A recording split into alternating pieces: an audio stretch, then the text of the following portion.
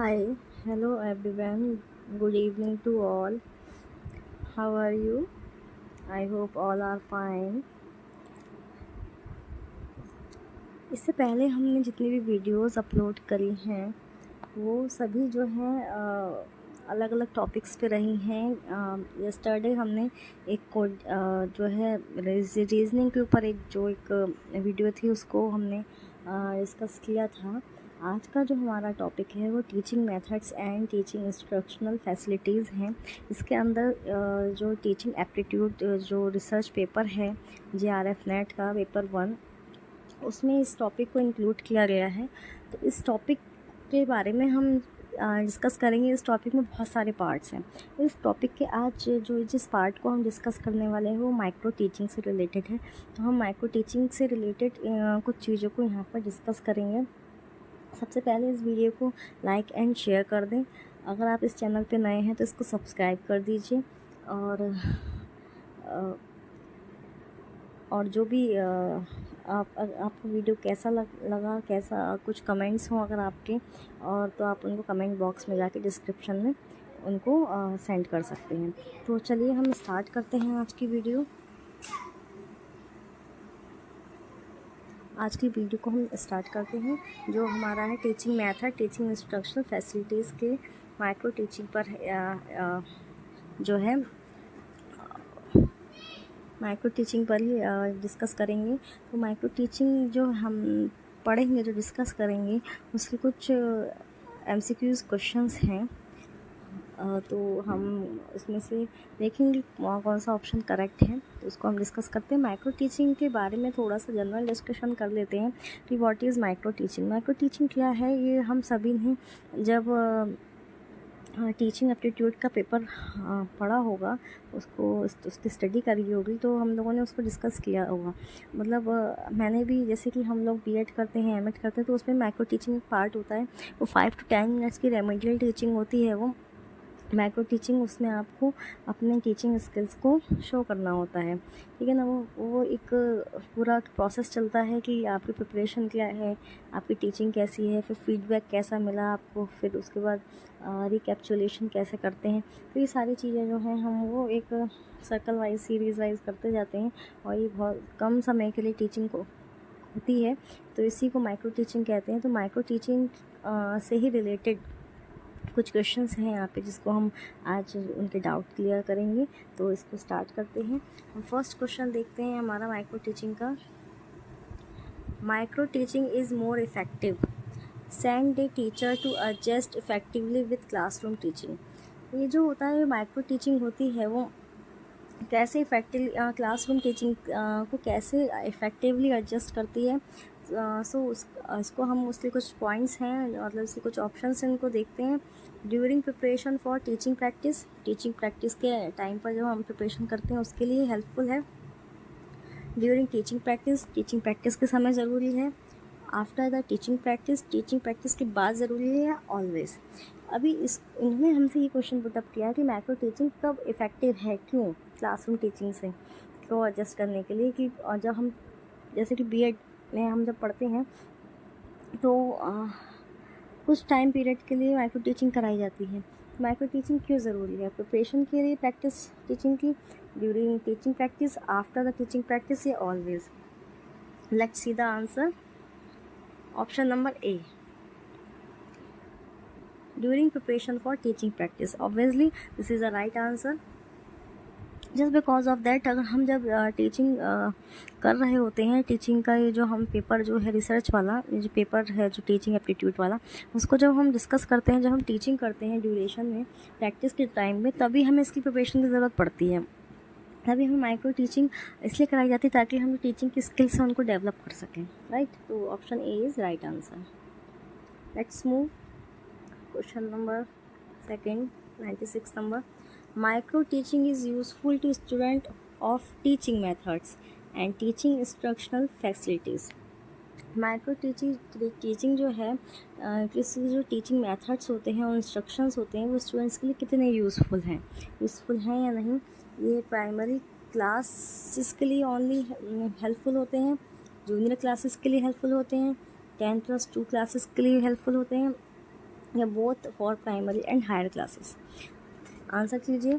Primary classes only, junior classes only, 10+2 classes only, and both for primary and higher classes. Think about that. देखिए जो micro teaching है, हाँ, चाहे हम primary level पे ले लें चाहे जूनियर लेवल पे, आई थिंक दैट दोनों के लिए ही क्या है, बेनिफिशियल है, यूज़फुल है। Let's see the answer. या answer number D, option number D is the right answer. क्यों ऐसा क्यों है? क्योंकि देखिए टीचिंग हमें कहीं भी करनी है, उसके स्किल्स को डेवलप करना बहुत ज़रूरी है। चाहे वो प्राइमरी लेवल की बात करें, यहाँ पे हम जूनियर लेवल की बात कर लेते हैं, या 10+2 की बात करें, सभी में चीटिंग स्किल जो होती है उसको डेवलप करना बहुत ज़रूरी है, ताकि वो टीचिंग को इफेक्टिव बना सके। इसलिए both for primary and higher classes this option is correct. Let's move to another question.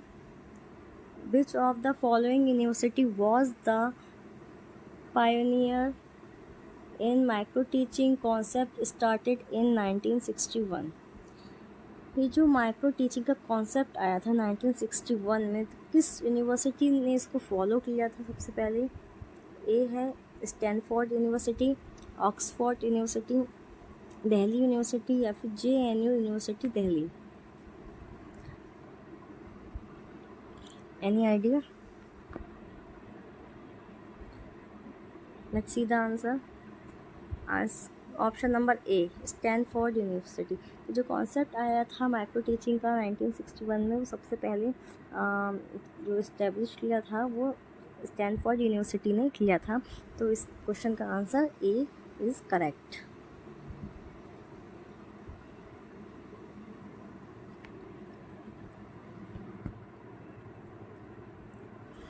Next question is, in which of the following is instructional procedure the main component? जो instructional procedure है उसके main components क्या हैं? synthetic teaching model, basic teaching model, inductive model, social stimulation। देखिए इन options को बहुत ध्यान से देखिए और इनका आंसर देने का ट्राई कीजिए। फिर से देख लीजिए question, which of the following is the instructional procedure of the main component? Instructional procedure का मेन कंपोनेंट्स क्या हैं यहाँ पे? Synthetic teaching model, basic teaching model, inductive model, या फिर social stimulation.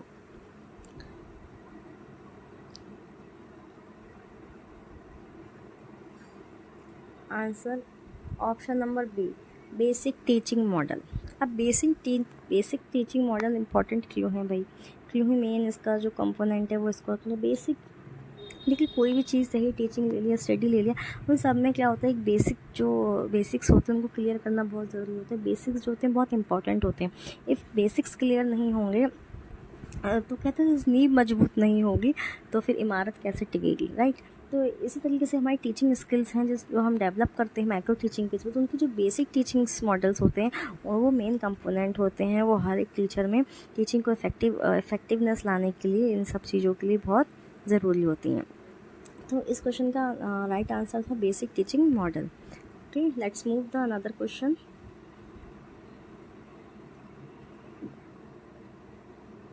In education John Dewey stressed on. John Dewey ने किस पे फोकस किया था? जॉन डेवी बहुत ही जाना माना पहचाना सा नाम है एजुकेशन वर्ल्ड में, टीचिंग एप्टीट्यूड के पेपर में बहुत इम्पॉर्टेंट है ये एजुकेशन के फील्ड में ये नेम, जॉन डेवी। तो इसमें हमको ये बताना है कि इसमें से कौन सा ऑप्शन करेक्ट है। लर्निंग बाय डूइंग, मतलब खुद से करके सीखना, authorization teaching methods, authoritarian teaching method, मतलब जो ऑथराइज्ड हो, रोट लर्निंग, रटना, नन ऑफ दीज। देखिए कौन सी टीचिंग सबसे ज़्यादा इफेक्टिव है? जस्ट थिंक अबाउट इट कि हम बच्चा या स्टूडेंट्स कब अच्छे से सीख सकते हैं? जब हम खुद करके सीखते हैं तो चीज़ें ज़्यादा अच्छे तरीके से सीख सकते हैं। डायरेक्टली हम अगर किसी चीज़ को सीखते हैं तो हम कुछ टाइम तक उसको लर्न रखेंगे, याद रखेंगे, फिर मगर हम उसको भूल जाते हैं। मतलब कि लॉन्ग टाइम तक हम उस चीज़ों को याद नहीं रख सकते। लॉन्ग टाइम तक चीज़ों को याद रखने के लिए, रिमेंबर रखने के लिए, मेमोराइज़ करने के लिए लर्निंग बाय डूइंग जो है वो बेस्ट कॉन्सेप्ट होता है, लर्निंग बाय डूइंग जो मेथड होता है वो बेस्ट मेथड होता है। तो आंसर इसका देख लेते हैं। मेरे हिसाब से ए होना चाहिए, या बिल्कुल हम बिल्कुल सही थे। Option number A is the right answer, learning by doing. In education John Dewey stressed on learning by doing.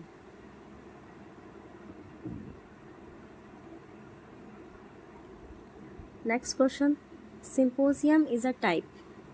Symposium किसका टाइप है, या सिंपोजियम का टाइप्स बताने हैं। डिस्कवरी मेथड के, discussion method, lecture method, demonstration method. Discovery method का मतलब हो गया खोज करके सीखना, है ना। डिस्कशन मतलब जैसे हम आपस में बातचीत करते हैं, किसी टॉपिक को डिस्कस करते हैं, ग्रुप डिस्कशन जिसे कहते हैं, ग्रुप स्टडी, तो वो डिस्कशन मेथड में इंक्लूड किया जाता है। लेक्चर मेथड वो टीचर स्टूडेंट वाला जो मेथड है कि टीचर लेक्चर डिलीवर करेगा, बच्चे सुनेंगे, बच्चा लिसनर का काम करेगा, रिसीवर का काम करेगा, और डिलीवर का काम टीचर करेगा। ये तो बहुत ओल्ड मेथड है। डेमोन्स्ट्रेशन मेथड, इसमें एक कोई भी मॉडल है या कोई चार्ट है, टीचर बच्चे को दिखाएगा, ये डेमोन्स्ट्रेट करेगा, और तो इससे डेमोन्स्ट्रेशन मेथड का क्या होगा, यूज़ करेगा।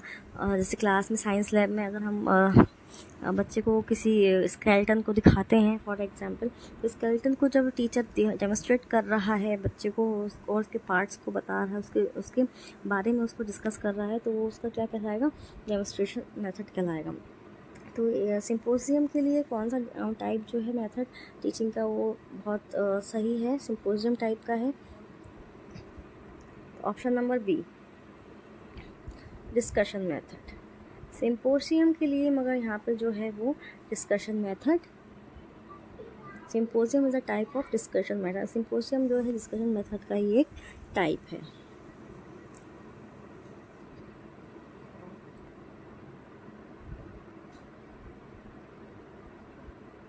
देखिए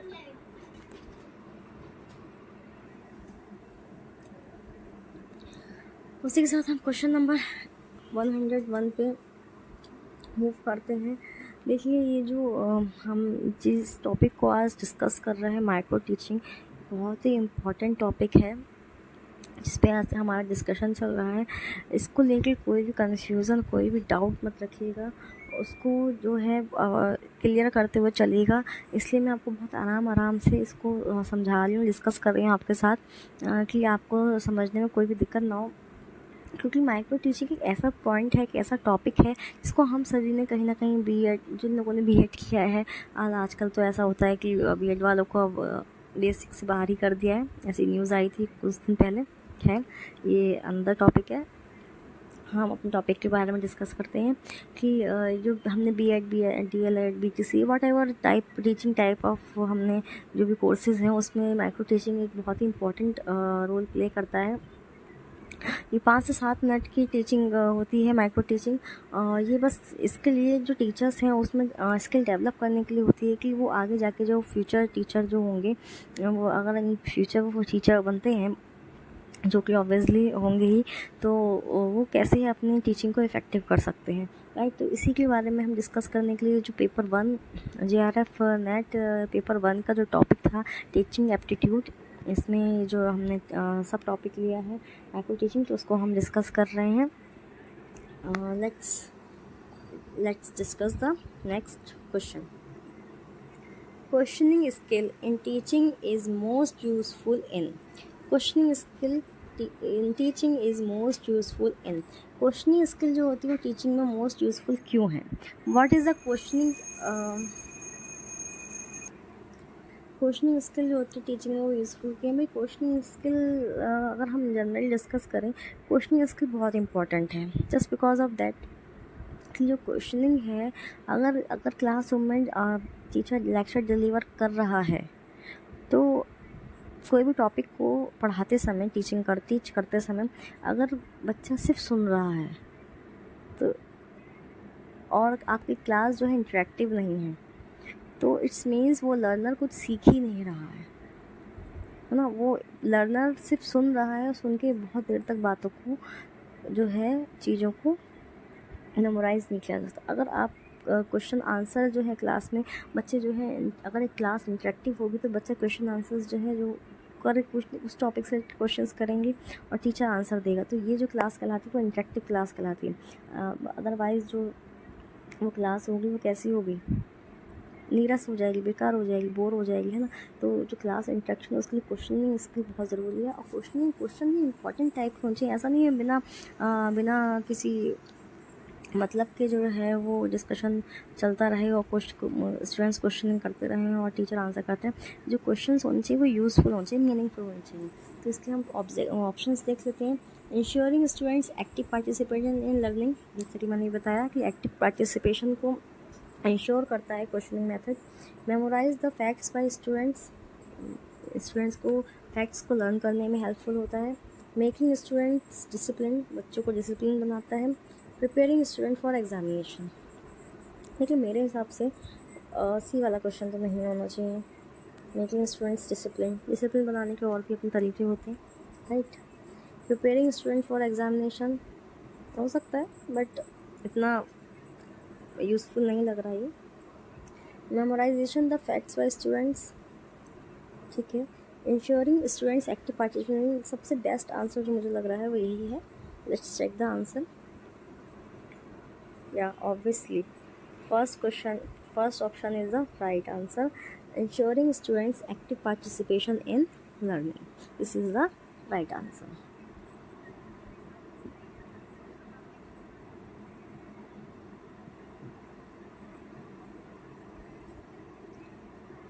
Next question, which of the following statement is incorrect about micro teaching? अभी देखिए बहुत से लोग क्या हो जाते हैं, फ्लो में आंसर दे देते हैं, वहाँ इनकरेक्ट, नॉट ऐसे वर्ड दिखाई नहीं देते, बट यहाँ पे लिखा है incorrect. Which of the following statement is incorrect about micro teaching? Micro teaching से रिलेटेड कौन सा इसमें से स्टेटमेंट जो ABCD ऑप्शन दे रखे हैं, कौन सा ऑप्शन जो है इनकरेक्ट है? करेक्ट वाला नहीं चूज़ करना, हमको इनकरेक्ट वाला चूज़ करना है। It is a method of teaching, it consist of core teaching skill, each skill is practised separately, questioning is one component of micro teaching. ये ऑप्शन नंबर ए teaching का method है। Option number B ये teaching skill के बहुत सारे course consist करता है, ये सेपरेटली किसी भी स्किल की प्रैक्टिस कराता है, या फिर क्वेश्चनिंग जो है जो माइक्रो टीचिंग है एक बहुत बड़ा कंपोनेंट है। तो बताइए इसका आंसर दीजिए जल्दी से, कौन सा आंसर करेक्ट होगा? ऑप्शन नंबर ए है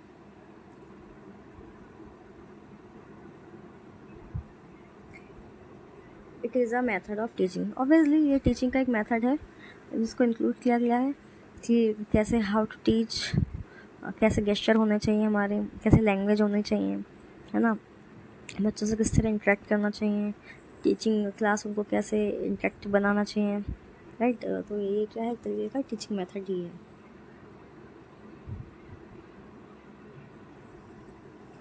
Armstrong was the main exponent of, Armstrong जो है एक साइंटिस्ट थे जिन्होंने क्या है एक टीचिंग का मेथड दिया था। तो यही पूछ रहा है, Armstrong was the main exponent of problem solving method, project method, discussion method, heuristic method. Take a while and think about that. This is a very important question. ये बहुत important question है। आर्मस्ट्रॉन्ग, जल्दी से answer कीजिए। Answer is D, heuristic method. Heuristic method जो है वो Armstrong ने दिया था, इससे रिलेटेड है, आर्मस्ट्रॉन्ग से रिलेटेड है ह्यूरिस्टिक मेथड। देखिए प्रॉब्लम सॉल्विंग मेथड का मतलब होगा कि हम स्टूडेंट के सामने एक प्रॉब्लम रखेंगे और बच्चे उसको सॉल्व करेंगे, कोई भी प्रॉब्लम गिवन कर दी और उसका सोल्यूशन वो खुद से ढूंढेंगे, ये तो हो गया problem solving method. Project method में हम बच्चे को एक टॉपिक दे देते हैं और कहते हैं कि भाई इसको करके लाइएगा, ना सर्च कीजिएगा, ढूंढिएगा, प्रोजेक्ट बनाइएगा। डिस्कशन मेथड, ग्रुप डिस्कशन हो गया, आपस में किसी भी टॉपिक को लेकर डिस्कशन, टीचर स्टूडेंट्स का डिस्कशन हो गया, स्टूडेंट्स का डिस्कशन हो गया, फ्रेंड्स का पीयर में अगर वो स्टडी कर रहे हैं तो डिस्कशन हो गया, ये डिस्कशन। ह्यूरिस्टिक मेथड का मतलब तो खोज करना, ह्यूरिस्टिक मेथड खोज विधि। तो Armstrong was the main exponent of heuristic method, this is the right answer.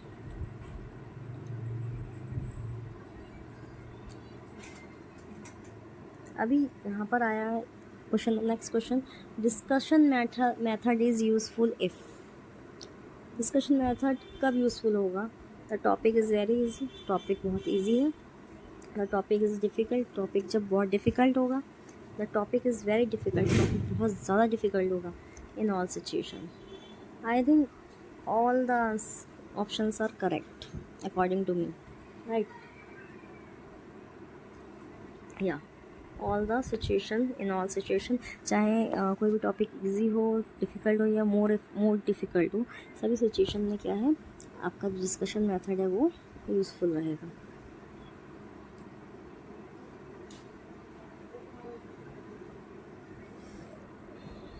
Next question, educational technology is useful because. Educational जो टेक्नोलॉजी है वो यूज़फुल क्यों है? What is the meaning of educational technology? क्या मतलब है एजुकेशन टेक्नोलॉजी से? Educational technology का मतलब है कि एजुकेशन के फील्ड में बहुत सारी टेक्नोलॉजीज़ का यूज़ किया जाता है, जैसे कि लैंग्वेज लेबोरेटरीज बनाई जा रही हैं।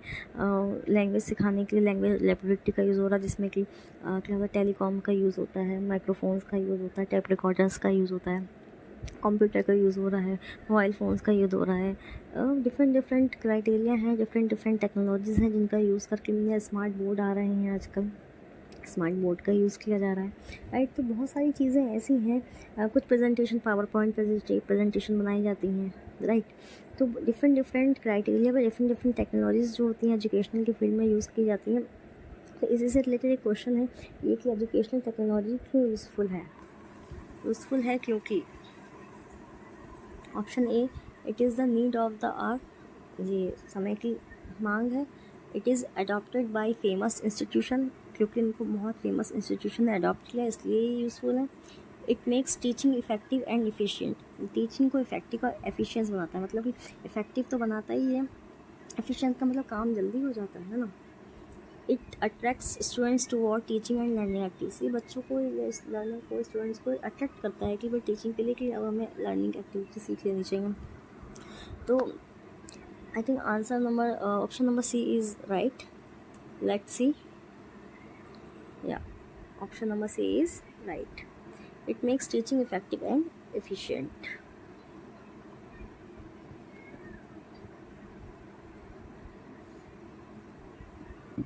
Okay, fine, I hope clear हो गया होगा आपको। Okay, let's move.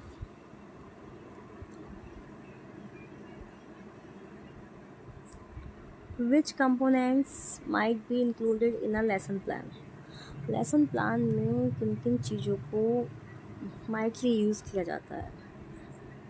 Option A, development और outline of a lesson, varied material and media to supplement and clarify content, specific objectives of the lesson, all of the above. भाई सोचिए इसके बारे में, देखिए सारे ऑप्शंस बहुत ध्यान से देख लीजिए और आंसर कीजिए। फर्स्ट, डेवलपमेंट और आउटलाइन ऑफ अ लेसन, सही लग रहा है ये तो भाई। Varied material and media to supplement and clarify content को क्लेरिफाई करने के लिए मटेरियल्स और मीडिया का सप्लीमेंट का यूज़ करना चाहिए। Specific object of the lesson, objective तो बहुत ही इंपॉर्टेंट चीज़ है, या फिर ऑल ऑफ द अबव। बताइए इसका आंसर क्या होगा? ठीक,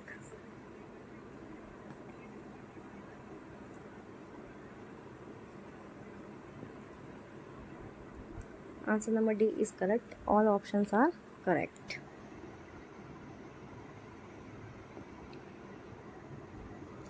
one of the most popular form of drill and practice is, इनमें से कौन सा पॉपुलर जो फॉर्म है वो ड्रिल एंड प्रैक्टिस के लिए मोस्ट पॉपुलर है? ड्रिल एंड प्रैक्टिस मतलब ड्रिल और अभ्यास, प्रैक्टिस में अभ्यास, ड्रिल में किसी चीज़ को स्किल डेवलप करना, करते रहना, ड्रिलिंग करना और प्रैक्टिस करना। कौन सा है? A, questioning, direct instructions, experimental instruction, none of the above. I think drill and practice के लिए experimental instructions is the right answer, but हम इसको फिर भी एक बार चेक कर लेते हैं। No, Okay. Question number B. Direct instruction. One of the most popular form of drill and practice is direct instruction. ये वाला जो क्वेश्चन है आंसर है हमारा वो ठीक है। देख लीजिए ध्यान से इसको। आंसर इसका जो है one of the most popular form of drill and practice is direct instructions.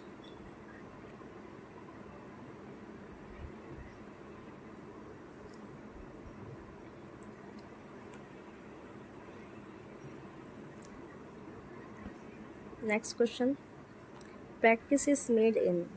Practice किस में इंक्लूड है? इंडक्टिव मेथड में, डिडक्टिव मेथड में, ड्रिल मेथड में, डिस्कशन मेथड में। देखिए इंडक्टिव मेथड जो होता है वो क्या होता है? इंडक्टिव मेथड जो होता है वो आपका जो एग्जाम्पल टू रूल होता है, और डिडक्टिव जो होता है रूल टू एग्जाम्पल होता है, right.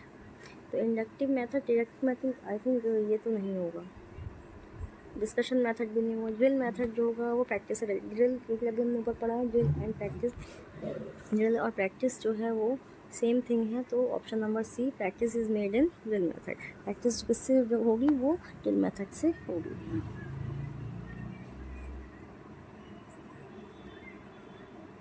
Next question,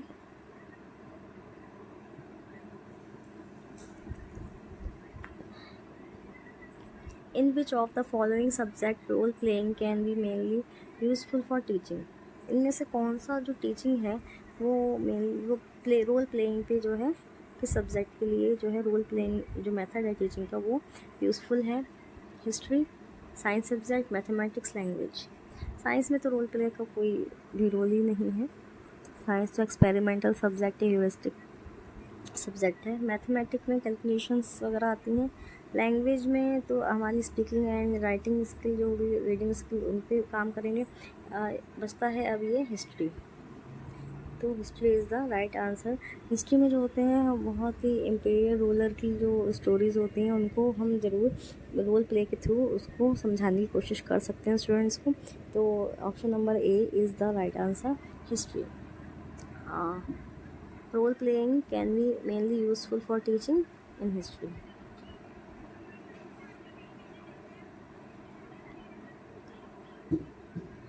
Which is not the advantage of team teaching. Team teaching का advantage नहीं है। Better utilization of resources, better planning, better use of teaching techniques and better financial benefits of teacher. इसलिए समझिए इसको कि कौन सा जो है टीम टीचिंग का एडवांटेज नहीं है, नॉट। रिसोर्सेज का बेटर यूटिलाइजेशन करना टीम टीचिंग नहीं है, का एडवांटेज नहीं है। बेटर प्लानिंग करना एडवांटेज नहीं है। टीचिंग टेक्निक्स का बेटर यूज़ करना जो है टीम टीचिंग नहीं है। या better financial benefits of teacher, ये नहीं है। Think about that and give the answer. I think D वाला ऑप्शन राइट होगा। Let's see the answer. Yes, better beneficial benefits of teacher. Teacher जो अगर अपने बेनिफिशियल बेनिफिट्स के लिए, अच्छी बेनिफिशियल बेनिफिट्स के लिए वर्क कर रहा है तो वही क्या है, टीम टीचिंग का पार्ट नहीं हो सकता।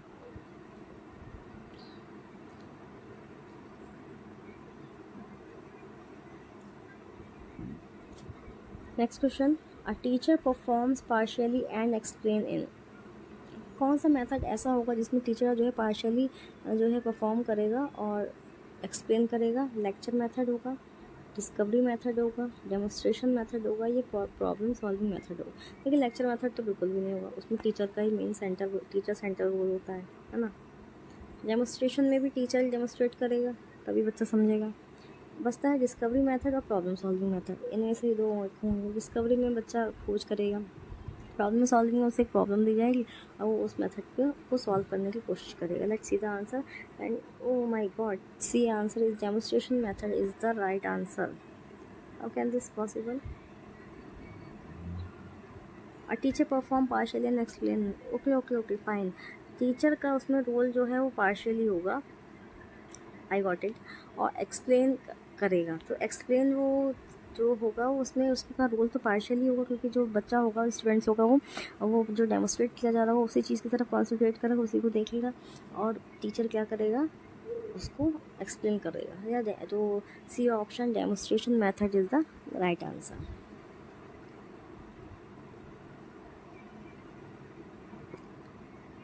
The main assumption underlying team teaching is.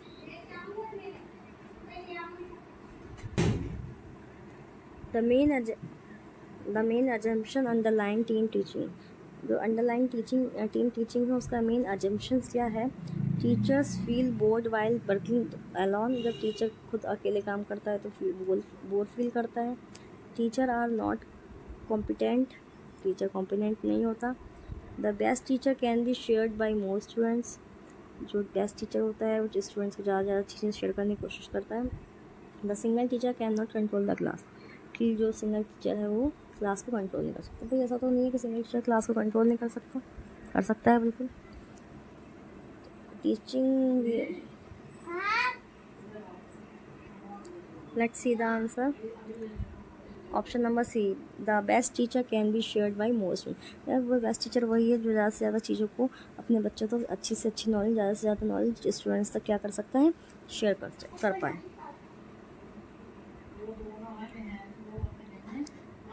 CAI stand for. CAI किस चीज़ को स्टैंड करता है?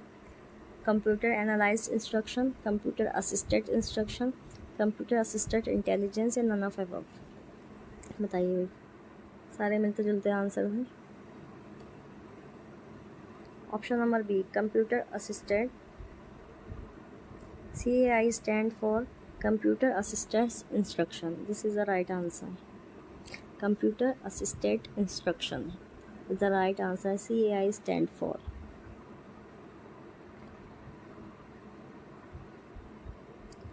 Which is not the mode of CAI? इनमें से कौन सा CAI का मोड नहीं है? Tutorial mode, drill mode, simulation mode और question mode.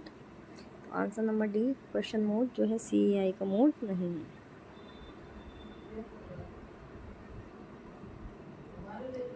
When presenting material, teacher should consider which of the followings?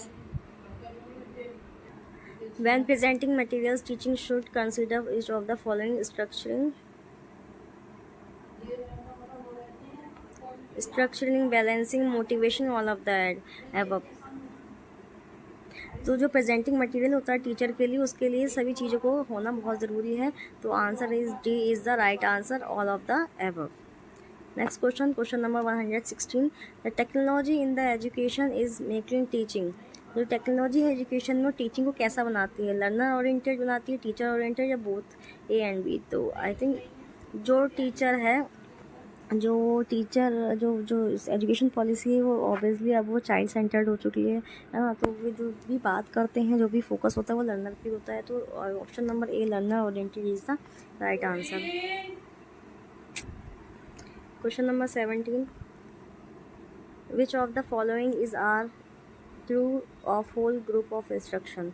Option number A permits students to progress at their own pace, convenient for teaching the same skill or content to the entire class, give the teacher a chance to introduce new skill at a level of situated to particular student, all of the above.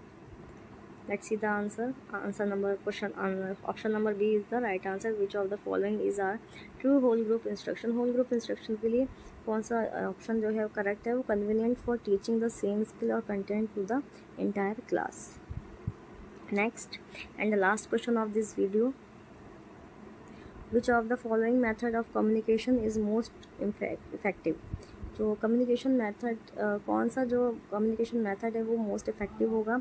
Verbal communication, oral communication, multimedia method, या difficult to generalize and depends upon the situation? देखिए communication के लिए